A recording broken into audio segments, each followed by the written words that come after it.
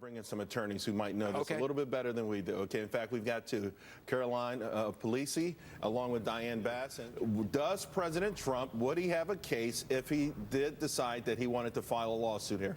Well, Diane? The claim that there is anything actionable about the publication of these taxes is complete and utter nonsense. The First Amendment provides absolute immunity to the media to publish documents as long as they know that they're truthful.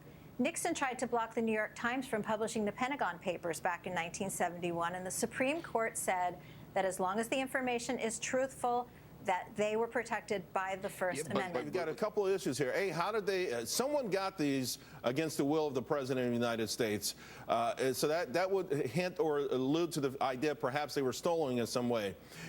So receipt of stolen property, even if it's some material that happens to be true, you're saying the media is completely immune to any kind of prosecution from that?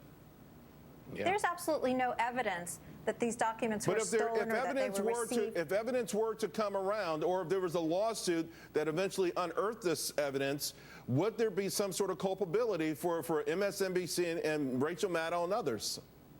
No, because they received these documents anonymously. They were mailed to David K. Johnston, who is a Pulitzer Prize-winning journalist and a tax expert, and somebody wanted him to have these documents. And it's also important, I think, that the White House confirmed the authenticity of these documents before MSNBC published them. They authenticated them, and they had no knowledge that they were unlawfully obtained. Rachel held on to these documents for a couple of days before she published them because she wanted to make sure that there was no evidence that they were received unlawfully and that they were authentic. Caroline and Diane, thank you both very much. Really appreciate it.